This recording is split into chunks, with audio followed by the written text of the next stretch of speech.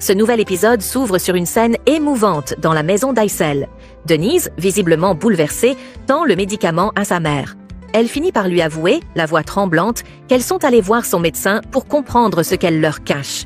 Oiku, également présente, prend la parole pour lui assurer qu'elles seront toujours là pour elle, qu'elles ne la laisseront jamais seule face à cette épreuve.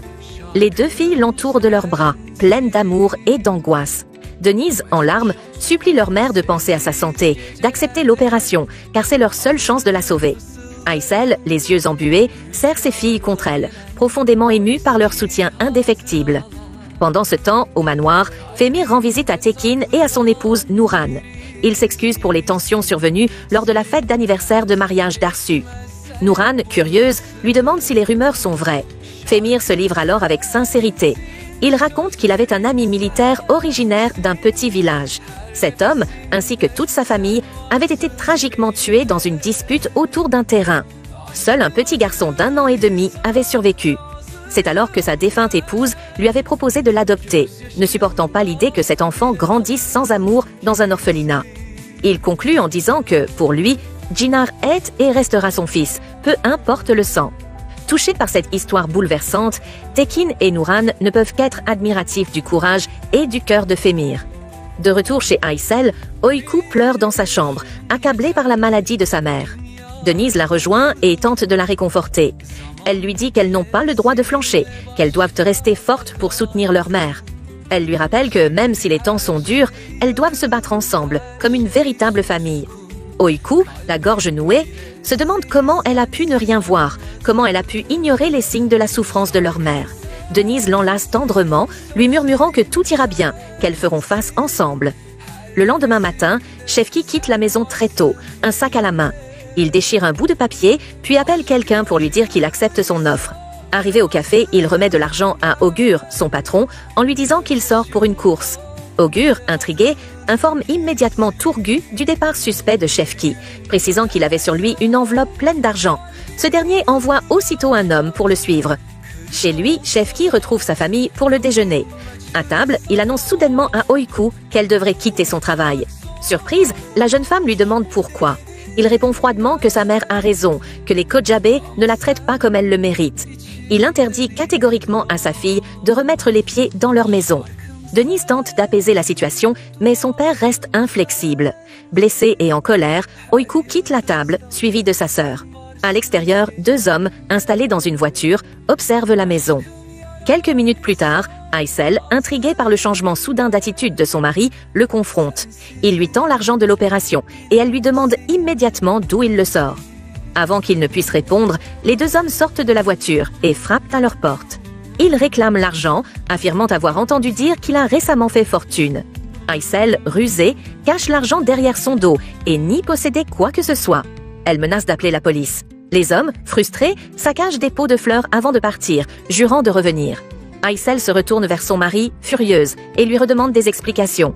Shefki finit par avouer que c'est Arsu qui lui a donné l'argent, à condition qu'il persuade Oiku de quitter son emploi. Pendant ce temps, chez Arsu, Mehmet vient lui annoncer que Shefki a accepté sa proposition. Elle jubile, satisfaite de voir son plan fonctionner. Mais ce qu'elle ne sait pas, c'est que l'orage gronde ailleurs. Aysel, indignée, ne compte pas se laisser acheter. Elle se rend immédiatement au manoir des Kojabe. Suzanne, la domestique, vient prévenir Arsu qu'une femme demande à la voir à la porte. Arsu sort, découvre sa sœur et reste sans voix. Aysel, déterminée, lui dit qu'elle est venue lui rendre son argent, qu'elles ne sont pas des gens qu'on peut acheter avec quelques billets.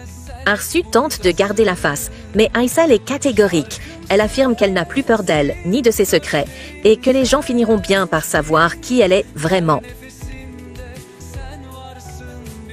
À ce moment-là, Leila arrive, intriguée, et demande qui est cette femme. Aysel se tourne vers elle et lui dit calmement que c'est à Arsu de lui révéler la vérité. Puis elle s'en va, laissant sa sœur figée et décontenancée. Arsu, furieuse, retourne à l'intérieur, suivie de Leila. Chez les Kojabe, Leila questionne Arsu sur la mystérieuse visiteuse. Arsu, troublée, ne lui donne aucune réponse. Intriguée, Leila se tourne alors vers Suzanne et lui demande de surveiller discrètement Arsu. Mais Suzanne, lassée par les tensions constantes entre les femmes de la maison, lâche d'un ton excédé que cette maison est devenue un vrai nid de vipères. De retour chez Aysel, Oiku essaie de comprendre ce qui a bien pu pousser son père à lui interdire aussi soudainement de travailler. Elle sent que quelque chose cloche. Denise, plus mesurée, lui propose l'explication selon laquelle leur père veut peut-être qu'elle reste auprès de leur mère à cause de sa maladie. Mais Oiku n'y croit pas une seconde. Elle affirme qu'elle a travaillé dur pour gagner sa place et qu'elle ne compte pas abandonner maintenant. Denise la rassure et lui promet qu'elles vont parler avec leur père pour tirer tout cela au clair. Chez lui, Shefki fulmine de rage. Il tourne en rond dans le salon, les poings serrés. Les hommes qui avaient débarqué chez lui ont manqué de respect, et il est bien décidé à leur faire payer. Il peste dans sa barbe, répétant qu'il n'aurait jamais dû venir jusque chez lui. C'est alors qu'Aysel entre, visiblement secouée. Elle tremble encore, ses yeux sont rouges d'émotion. Shefki l'interroge immédiatement, le regard inquiet, presque inquiet. « Qu'est-ce que tu as fait avec l'argent ?» Elle le fixe, le menton levé, et répond d'une voix ferme, presque tranchante. « Je l'ai rendu. Je préfère encore mourir que de me soigner avec cet argent sale. » À l'extérieur, Denise et Oiku rentrent à la maison et découvrent les pots de fleurs brisés sur le sol. Elles échangent un regard inquiet. Denise murmure que quelque chose ne va pas. Elles entrent et entendent leurs parents parler à voix haute. Aysel supplie son mari d'hypothéquer la maison pour rembourser les dettes. Les filles s'arrêtent net, figées. Oiku, sous le choc, interroge son père. « Quelle dette, papa? De quoi vous parlez ?» Aysel tente maladroitement de minimiser. « Ce n'est rien, mes filles. » Mais Denise ne se laisse pas berner. « Non, maman, on a très bien compris. » Oiku, les larmes aux yeux, regarde son père avec douleur. « Je t'ai fait confiance, papa. » Puis elle quitte la pièce en courant, suivie de près par Denise. Avant de disparaître, cette dernière lance à leurs parents une dernière phrase, lourde de reproches. « Il faut que vous vous décidiez à nous dire la vérité, toute la vérité. » Pendant ce temps, Mert est au téléphone, inquiet. Il essaie encore d'appeler Oiku, mais elle ne répond pas. Il commence à s'inquiéter sérieusement pour l'état de santé de sa mère. Dans la chambre, Denise tente de réconforter sa sœur. Elle la prend dans ses bras et lui dit de rester forte. « On doit tenir bon pour maman », insiste-t-elle. Oiku hoche la tête, puis son téléphone sonne encore. Cette fois, elle voit que c'est Mert.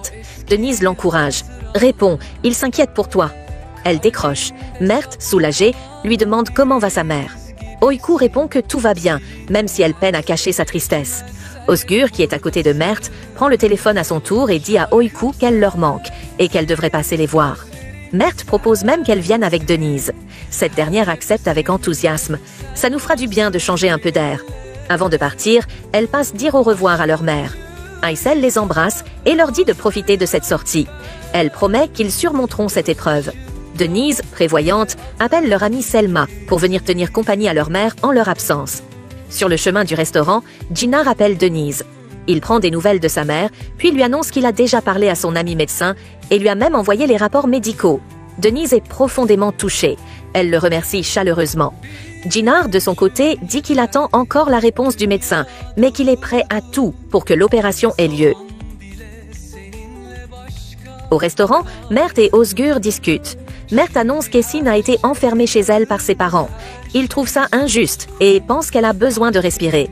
Il révèle aussi à Osgur que c'est Esin qui a révélé aux journaux la rupture entre Gina et Ella. Osgur, furieux, pense qu'Esin finira toujours par choisir Gina, peu importe ce qu'il fait. Mert tente de le calmer. C'est juste sa manière d'être, elle est très protectrice envers Gina. C'est alors que Serda les rejoint à table, tout excité. Il annonce qu'il a enfin trouvé un maître pizzaiolo pour le restaurant. Une bonne nouvelle qui allège un peu l'ambiance. De son côté, Esin, chez elle, veut sortir acheter sa crème pour le visage. Mais sa mère lui rappelle que c'est à son père qu'elle doit demander la permission. Fémir entre à ce moment-là. Esin lui demande timidement si son ami Shidem peut venir passer du temps avec elle. Il refuse catégoriquement. Elle proteste, lui rappelle qu'elle est sa princesse, mais rien n'y fait. Fémir sort de la pièce, laissant sa petite fille désespérée. Elle dit à sa mère qu'elle se sent seule, inutile, comme si elle ne comptait pour personne. Arsu, touchée par le mal-être de sa fille, décide d'aller parler à Fémir. Dans son bureau, elle tente de lui faire entendre raison. Elle promet de mieux encadrer sa fille, d'être plus ferme si nécessaire. Fémir, lui, pense qu'Esin n'a jamais vraiment considéré Gina comme son oncle. Arsu enchaîne en disant qu'il serait peut-être temps que Gina se marie. Mais elle sent qu'elle a dépassé les bornes, s'excuse, puis quitte la pièce, mal à l'aise. Au studio photo, Gina parle à Barish. Il lui confie que la tumeur d'Aysel est très avancée et qu'il faut intervenir au plus vite. Barish demande pourquoi ils n'agissent pas immédiatement. Gina explique qu'il attend une confirmation du chirurgien et qu'il est prêt à prendre en charge tous les frais. Barish le soutient, mais l'avertit que Denise pourrait refuser son aide. Çınar sait que ce sera difficile de la convaincre, mais il veut essayer. Au restaurant, Denise et Öykü retrouvent Mert, Özgür et Serda. L'ambiance est agréable, jusqu'à ce que Denise appelle Çınar pour savoir s'il a des nouvelles. Il répond qu'il est au studio, mais propose de les rejoindre. Elle accepte. À l'annonce de l'arrivée de Çınar, Serda se raidit. Il devient nerveux, se met à crier sur les serveurs sans raison, ce qui étonne tout le monde. Pendant ce temps, Turgut confronte Şefki. Il est furieux que son ami ait accepté l'argent d'Arsu et lui dit qu'il ne veut plus être mêlé à tout ça et qu'il n'est plus responsable de ce qui va arriver. Peu après, des hommes débarquent et agressent Şefki.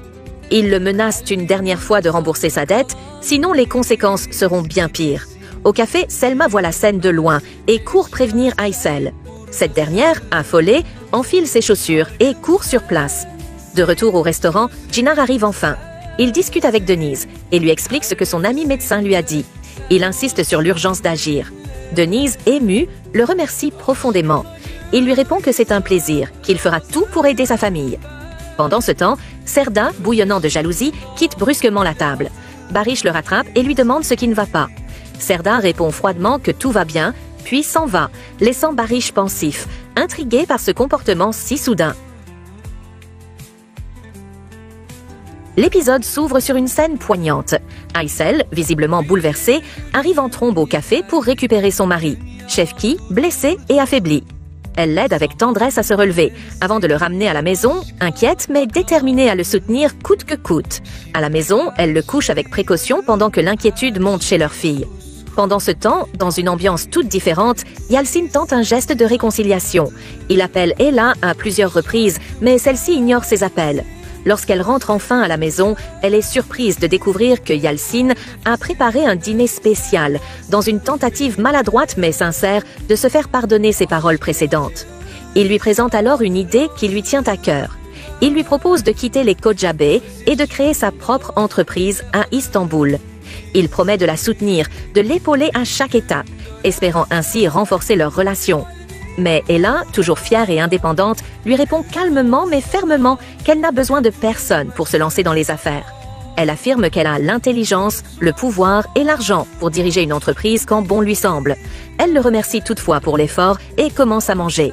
Yalçın, dépité par cet échec, reste silencieux, le regard perdu dans le vide. Chez Şefki, l'ambiance est plus tendue. Aysel vient de l'aider à se mettre au lit et leurs filles arrivent en courant, paniquées. Elles veulent savoir ce qui s'est passé.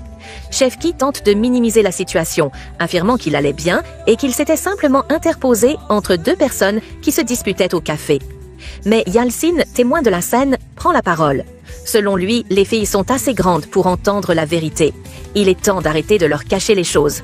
Furieuse et bouleversée par cette révélation, Denise quitte brusquement la maison. Öykü la suit pour essayer de comprendre, mais Denise lui demande de rester avec leurs parents. Docilement, Öykü retourne à l'intérieur. Aysel, inquiète, lui demande où est allée sa sœur. Öykü répond qu'elle est partie chez Selma, sans en dire davantage. De son côté, Çınar se rend dans le bureau de son père, Femir. Il semble préoccupé. Femir, qui remarque immédiatement son trouble, lui demande ce qui ne va pas. Çınar lui explique que la mère d'une amie très chère est gravement malade et qu'elle a besoin d'une opération urgente et coûteuse. Sans cette intervention, sa vie est en danger.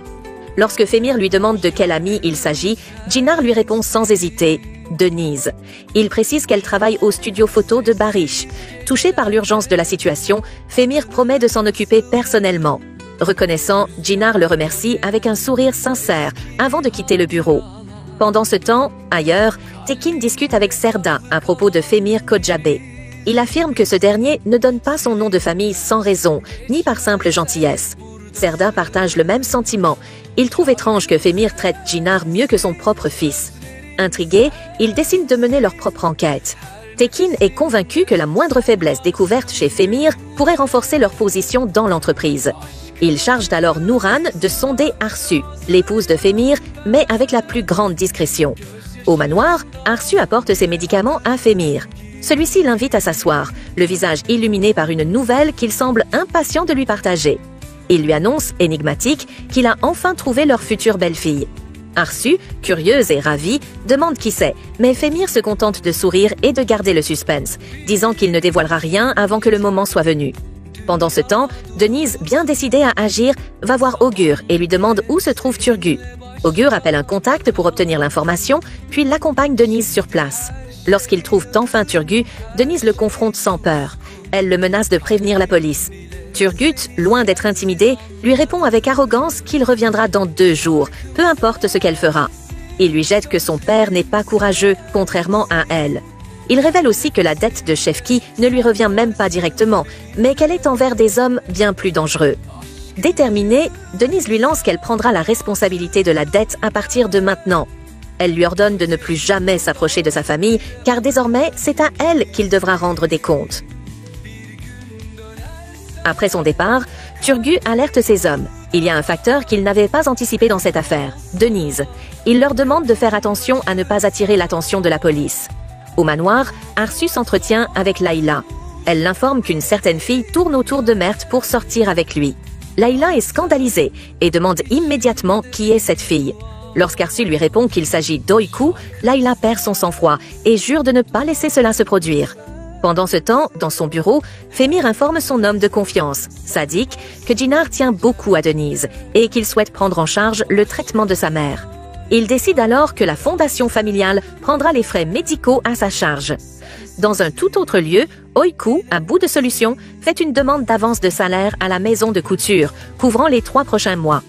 Elle explique que c'est pour financer les soins de sa mère. Mais rien ne se passe comme prévu. À la maison, Aysel et Shefki réalisent avec désespoir qu'ils ne peuvent même pas hypothéquer la maison. Le crédit n'est pas encore entièrement payé.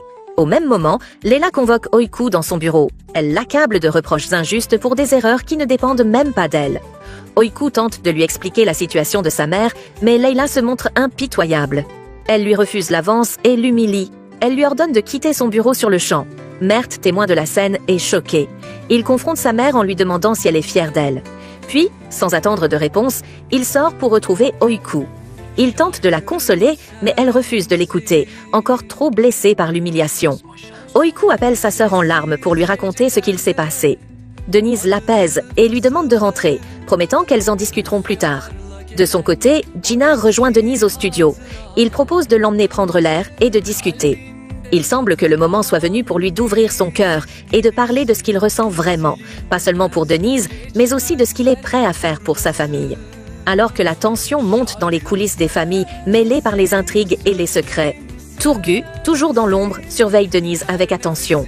Il donne l'ordre à ses hommes de l'enlever dès qu'elle sera seule. De son côté, Femir tente désespérément de joindre Djinar par téléphone, mais celui-ci ignore l'appel, absorbé par une nervosité croissante. Denise le remarque aussitôt et lui demande ce qui le tracasse autant. Djinar, le regard fuyant, finit par lui avouer qu'il a trouvé un spécialiste aux États-Unis capable de soigner sa mère, gravement malade. Il ajoute que les frais médicaux sont exorbitants, mais qu'il est prêt à tout prendre en charge, peu importe le prix. Mais Denise ne se laisse pas attendrir. Le ton monte. Elle lui reproche l'hypocrisie de sa famille, rappelant qu'un des leurs a osé humilier sa sœur, simplement parce qu'elle avait demandé 3 mois d'avance sur son salaire. Et maintenant, ils viennent vers elle, tendant la main, pour l'aider. Elle fulmine, s'interroge sur leurs intentions véritables. Djinar tente de la calmer, assure qu'il agit uniquement par bonté, mais Denise refuse d'entendre ses explications. Elle le rejette, fière et blessée, déclarant qu'ils n'auront ni elle ni sa famille. Elle s'éloigne en courant, le cœur lourd mais déterminé. Soudain, alors qu'elle s'engage dans une ruelle, des hommes surgissent et l'enlèvent sous les yeux de Djinar, qui tente de s'interposer mais se fait brutalement rouer de coups. Impuissant, il voit Denise être embarquée de force dans une voiture, en larmes et terrifiée. Elle supplie intérieurement Djinar de la sortir de cet enfer, tandis que lui, ensanglanté et haletant, se lance à leur poursuite, le regard brûlant de rage et de désespoir. Qui sont ces hommes? Pourquoi l'ont-ils prise? Pendant ce temps, Mert envoie des messages à Oiku.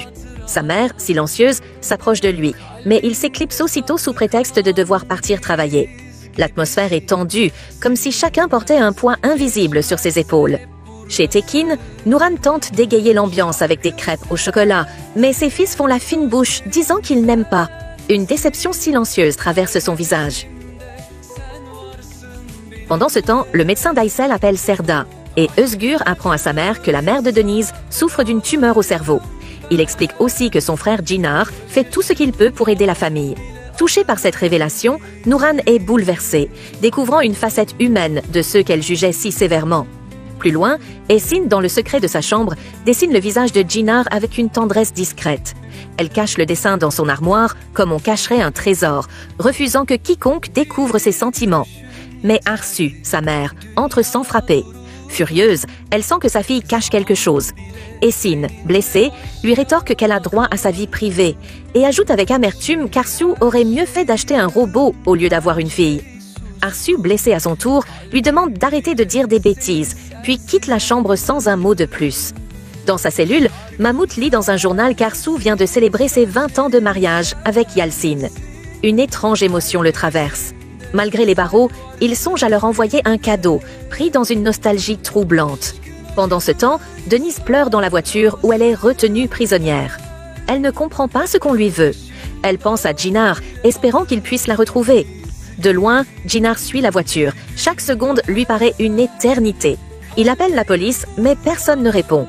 L'impuissance le ronge. Femir, inquiet, appelle à son tour Yalcin pour savoir s'il a eu des nouvelles de Jinnar. Mais Yalcin lui répond avec froideur que Jinnar n'est plus un enfant. Peu de temps après, Yalcin va retrouver Ella. Elle l'accueille avec surprise, lui demandant pourquoi il est là. Il lui dit simplement qu'elle lui manquait. Mais Ella n'a pas oublié son comportement de l'autre jour, et elle avoue être perdue, se demandant s'il ne joue pas avec elle. Yalcin reconnaît qu'elle a raison, qu'il a simplement perdu la tête ce jour-là. Il lui confie qu'elle est la seule à vraiment le comprendre et lui promet que les choses vont changer. Mais Ella reste méfiante. Elle se souvient que Jinnar aussi promettait beaucoup. Elle déclare que les Kodjabés sont tous pareils. Yalcin la corrige aussitôt. Il est Yalcin, l'héritier présomptif de la famille. Elle sourit tristement, lui disant que c'est justement pour cela qu'elle l'a choisi. À la maison de couture, Leila prend son fils à part. Elle lui dit qu'en tant que mère, elle doit tout lui dire. Il lui répond qu'il ne savait pas comment lui avouer ce qu'il ressent. Elle le rassure. Il est jeune et il aura encore le temps de découvrir le monde. Mais le jeune homme est sûr de lui. Il connaît bien Öykü et sa mère aussi la connaît, c'est une fille travailleuse et honnête. Leila veut le mettre en garde, mais il refuse de la laisser salir l'image d'Öykü. Il lui demande juste de comprendre, sans juger. Touchée, Leila s'excuse de l'avoir blessée. Il répond qu'elle ne l'a pas blessée et lui demande de ne plus maltraiter Öykü. Elle lui promet alors de ne plus rien cacher, et lui, en retour, lui promet la même chose. De son côté, Jinnar, désespéré, murmure à Denise de ne pas perdre espoir, qu'il viendra la sauver. Il tente de rappeler les autorités, mais toujours aucune réponse. Pendant ce temps, au manoir, Arsu sermonne Suzanne sur l'importance des règles de propreté. Elle l'avertit que Nouran viendra bientôt, et veut que tout soit parfait. Suzanne, visiblement agacée, lui signale que 2 employés ont déjà abîmé leurs uniformes. Arsu entre dans une colère noire. Ces dégâts seront déduits de leur salaire. Point final. Dans un lieu reculé, Denise est amenée dans une maison sombre.